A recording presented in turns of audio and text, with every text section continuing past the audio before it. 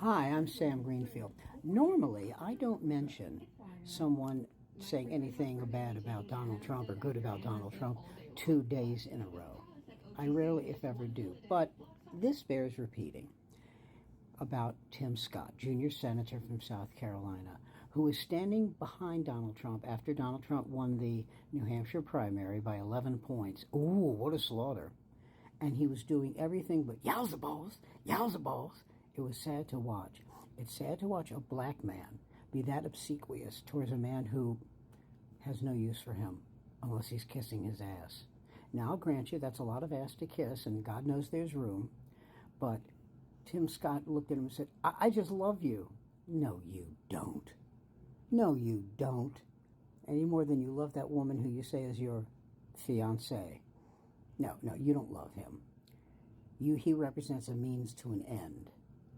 Okay? You think that one day, if all the stars are in constellation perfect, that you could actually run for president. Oh, you could run.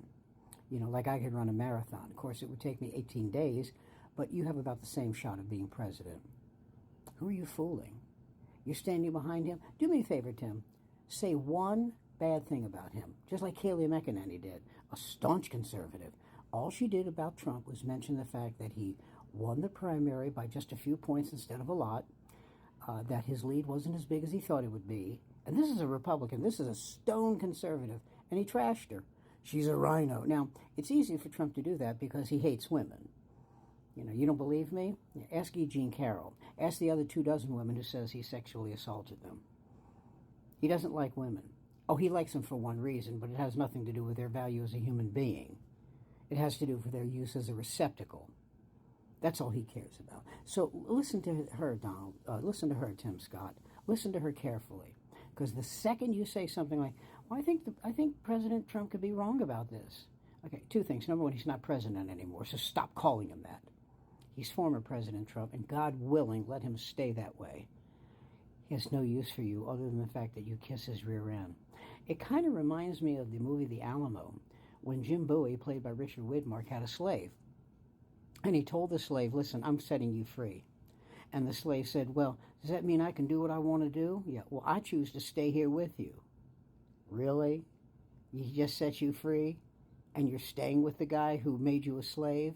You know, at the end of that movie, Santa Anna's men burst into that room and bayoneted, or tried to bayonet, Jim Bowie, and his slave fell on him to take the knives. Now, you and I both know that in real history, when those guys burst through the door, the slave would have gone, he's over there.